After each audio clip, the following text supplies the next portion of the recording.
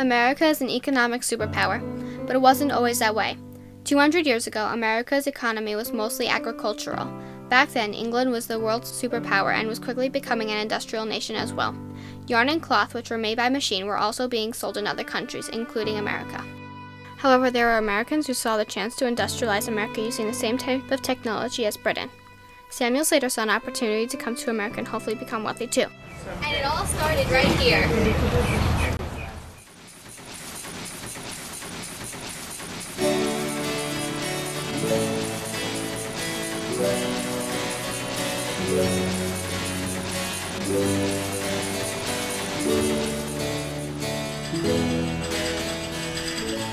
Before the Industrial Revolution, people had to spin their own thread to make fabric.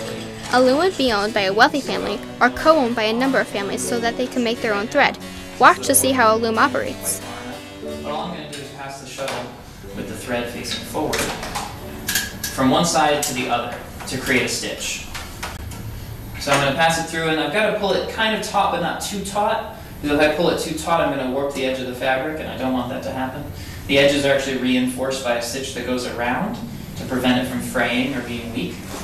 And to finish the stitch, I'm going to let go of the pedal, and I'm going to beat the stitch back with the beater bar. These are actually tiny wooden teeth that only one piece of yarn runs through each, and it's just going to beat the stitch back. And that creates a stitch. And I do the exact same thing on the opposite side. I'm going to release the pedal, and I'm going to beat the stitch back. And so that process, just that back and forth, was what you did as a weaver by hand.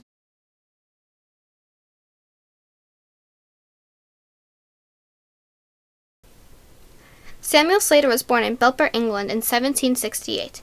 Slater acquired a working knowledge of how the textile mills in England worked because his hometown of Belper was a textile mill town. Samuel Slater apprenticed at a spinning mill. There he learned about the new water-power technology that was revolutionizing England's ability to create all sorts of products. Seeing an opportunity to take his knowledge of how factories could be built and to create thread and cloth, Slater boarded a ship bound for New York City. Slater memorized the plans for the machinery he had seen in England and smuggled his working papers into the sleeve of his coat. And it was illegal for any kind of knowledge like that to leave England. They were still a little annoyed because we won that Revolutionary War, and they didn't want it. They wanted us to keep trading with them, because if we developed our own textile, first we revolted from them and became our own country. What happens if we don't trade with them anymore? We already have our own textile industry going. But Sam Slater, knowing that he's not going to be able to get to the position he wants to with the strut mill, because they're out 3 sons, decides, I'm going to try and make it in America. He sews in his apprentice papers in his sleeves, and that's kind of like your evidence, like a diploma now, that he knows what he's talking about. But as far as people thinking, and I think you agree with me with the technology that he had it like hidden and written down, he stole it over. I think a good analogy is if you're a lawyer and you have you know the law inside and out.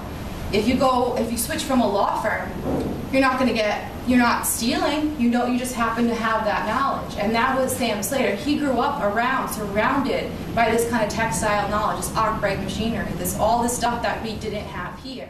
Slater eventually came to Providence, Rhode Island, where he partnered with Moses Brown to create the first successful water-powered textile mill in the United States. That mill was located just north of Providence in a small town called Pawtucket and was built on the Blackstone River. The Blackstone River went from Worcester, Massachusetts, all the way to the Narragansett Bay in Providence. Soon, mills towns sprang up all throughout the Blackstone River Valley.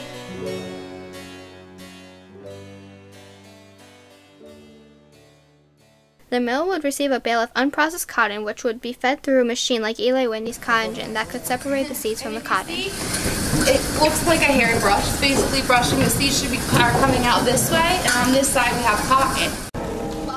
The flowing water of the Blackstone River turned a water wheel, which powered the mill's main shaft. The main shaft drives a pulley that turns the belts that drive the mill's machinery.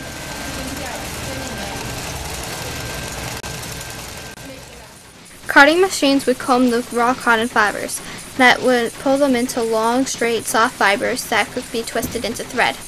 Drawing machines pull the cotton fibers into longer strands. Spinning frames twist the strands into thread and wind them onto bobbins to use to make cloth.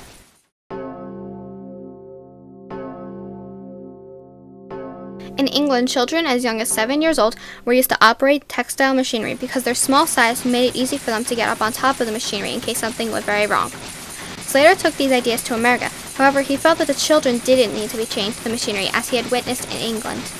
The work was still very difficult and very dangerous, and the doors of the mills were locked shut in case anyone wanted to leave.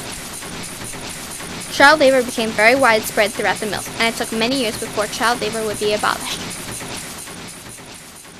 The textile mills and other businesses that serviced them were eventually manned by men and women. Because wages were steady, people began to seek out work in factories rather than trying to farm the land. The only thing that could slow down a water power mill was a drought or the river freezing over. If you were sick, you had to come to work anyway, because if you didn't, someone else would take your place and you wouldn't have a job. If you were considered a loafer or a lazy person, your entire family would be blacklisted and you'd be forced to move to another town to try to find work. Eventually, people realized that they could join together to form unions to fight for the better working conditions and better pay.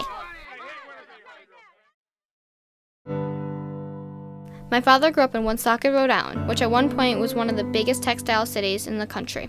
My grandfather works at the Museum of Work and Culture, which tries to show what life in a textile city was like, as well as the immigrants who came to the country to seek out a better life for themselves.